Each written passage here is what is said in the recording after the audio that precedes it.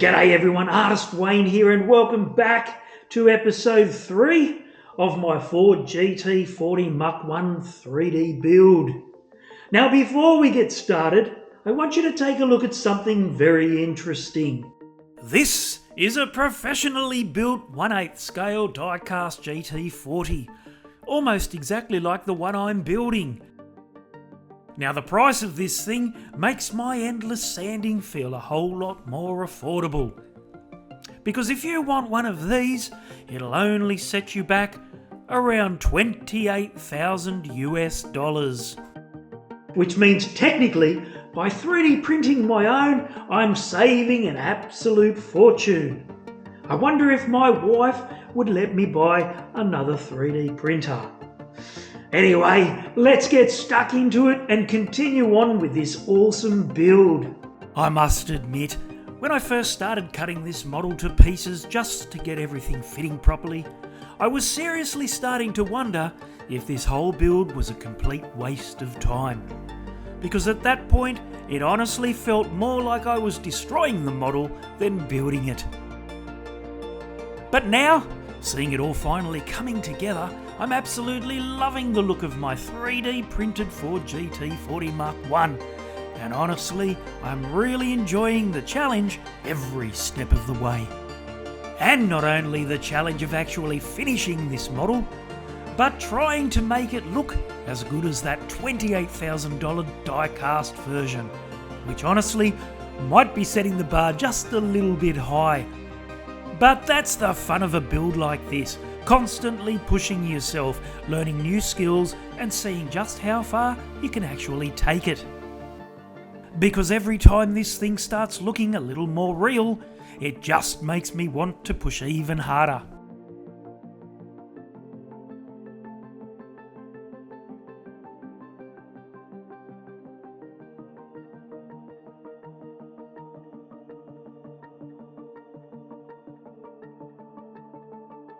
So as I continued forging ahead on all fronts, the plan now was to get the rest of the body panels, like the doors and the rear section of the Ford GT40 Mk1, finally fitting properly.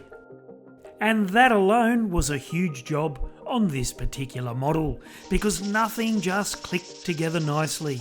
Everything needed tweaking, cutting or persuading into place. But once all the body sections were fitting the way they should, then it would finally be time for the real transformation. Filling, sanding and painting.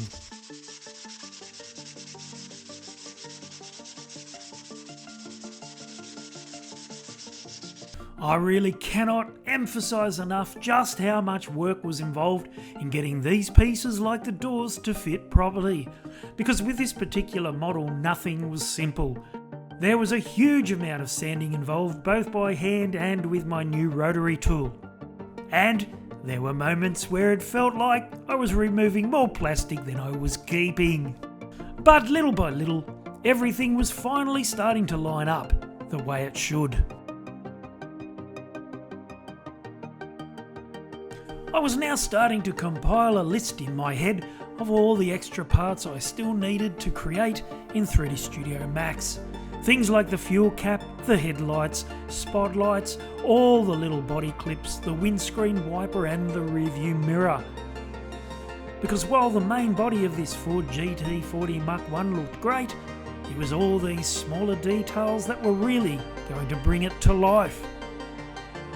All the parts this model download did not come with. Although I might actually be able to steal a few parts from my Mad Max Interceptor files. Which is one of the great things about building your own digital library of parts. Once you've made something once, you never know when it'll come in handy again.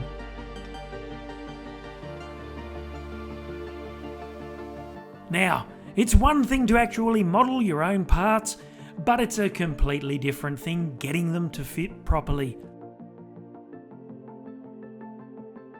Because I am a visual person, what might look perfect on the computer screen doesn't always translate perfectly into the real world. So I often find myself printing parts multiple times, at slightly different scales, just trying to dial everything in properly. But that's just part of the process. A lot of trial and error, a little bit of luck, and occasionally a whole lot of frustration. But it's always rewarding when I get there in the end.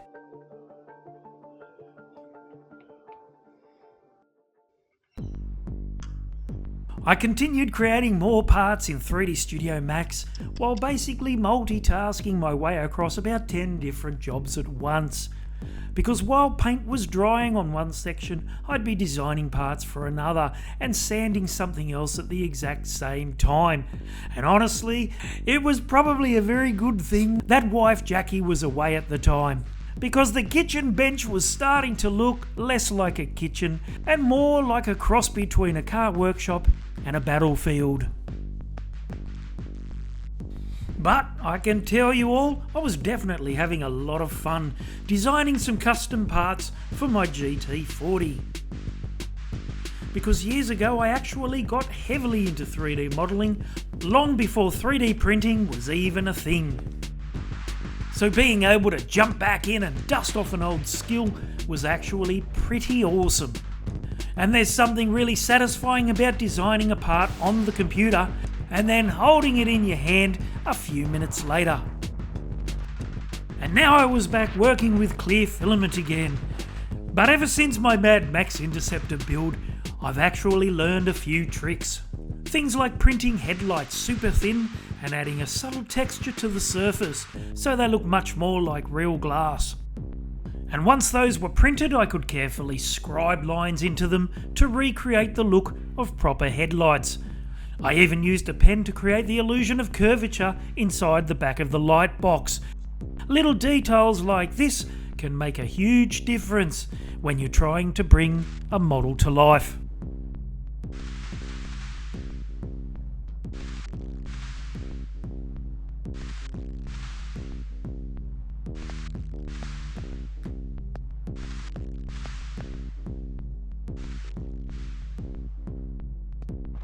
I think there's a point when building a model where in the beginning everything can feel a little overwhelming. You look at all the problems, all the unfinished parts, and all the things you're unsure about, and it can honestly feel pretty daunting. But then, slowly, you start figuring things out. All those things you once thought were impossible suddenly become things you realise you can actually achieve. And once that happens, you start aiming even higher. You push yourself further, take on bigger challenges, learn new skills, and you start looking for even more things to challenge yourself with.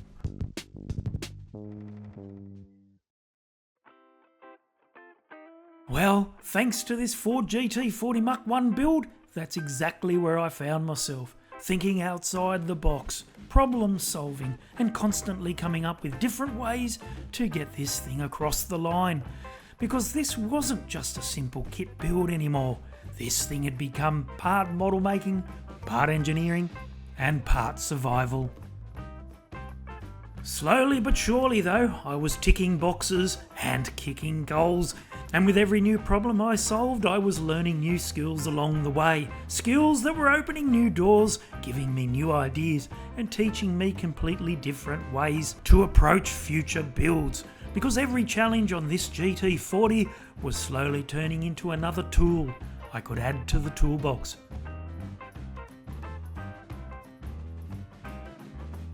It's always around this stage of a build that my mind starts drifting towards the next project.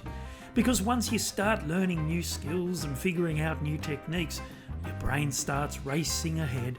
And I can tell you, I was already thinking long and hard about what I wanted to build next. What kind of challenge it would bring, what new skills I'd need to learn, and just how far I could push things next time. Because with every build, the possibilities start getting bigger and crazier. So, what's my next build going to be? Well, originally I actually had plans to build the Razor Cola Interceptor from Fury Road by converting my Gambody Mad Max to Interceptor.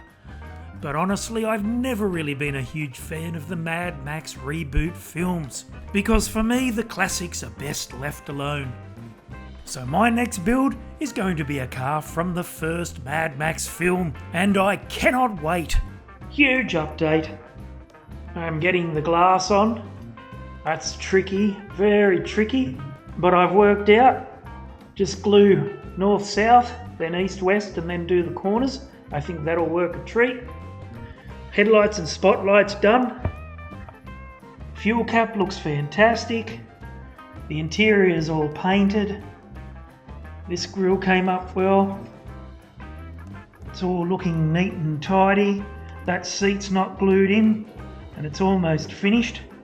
The other seat I have to heat up to make it fit. Wheels will be glued in today. I printed just the wheel rim, so that'll look neat and tidy when that's glued in. I'm going to have to sand the brakes down so that the wheels fit on in the correct position. I'm going to scuff the tyre tread. Rear section of the car is sanded. Just need to fix this little part up first before I prime it. One door fits, and now I need to sand it. This other door, I need to make that fit by sanding all the edges down. This is just way too big and solid and heavy, so today I'm going to cut it down so I can glue it into the front section. I'm not even worried about all of this, it's just not detailed enough. Big day ahead, huge day. Yes, it was time to get out the big guns. My Ryobi jigsaw.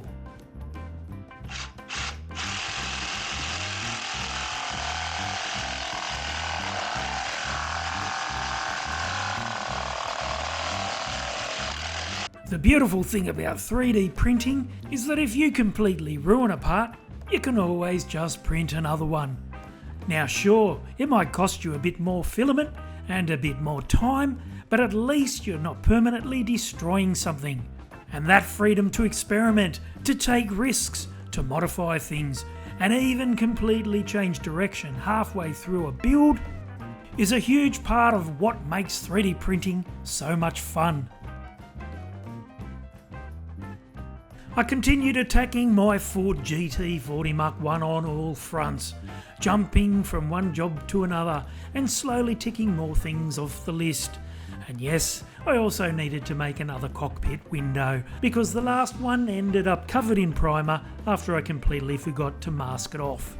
Thankfully though, I've now got an endless supply of clear plastic packaging lying around, which meant it was time to make another one and pretend the first one never happened. Plus, I was finally ready to start making the GT40's headlight and spotlight glass. Now this was definitely going to be a tricky job because of all the curves on the front of the car. Nothing on this Ford GT40 Mk1 is flat. Everything flows, bends and curves into something else. So trying to get flat pieces of clear plastic to somehow look like proper curved glass was going to take a little creativity. Especially for the GT's windscreen. This is exactly the sort of challenge I was really starting to enjoy.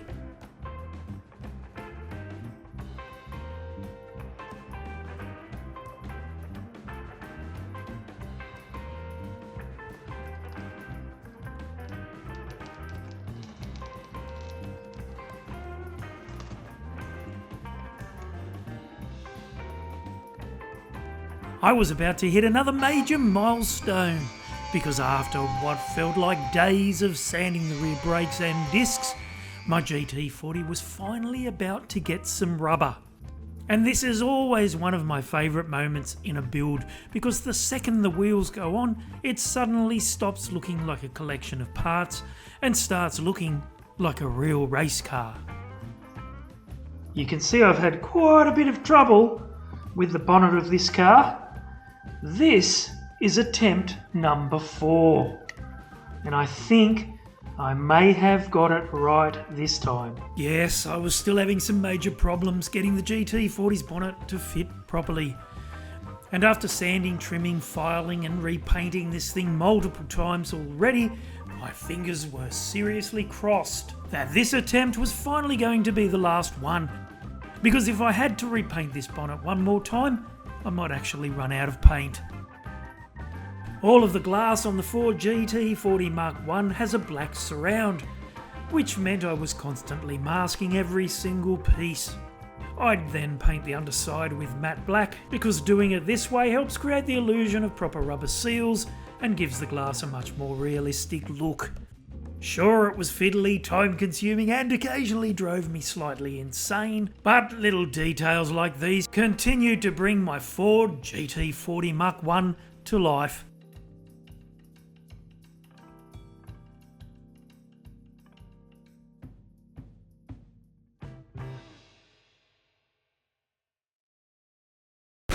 Alright, well I gotta say, this thing is really starting to reach that point where everything is finally coming together. And sure, I've got a mountain of work ahead of me, bodywork to finish, glass to make, and little details to design.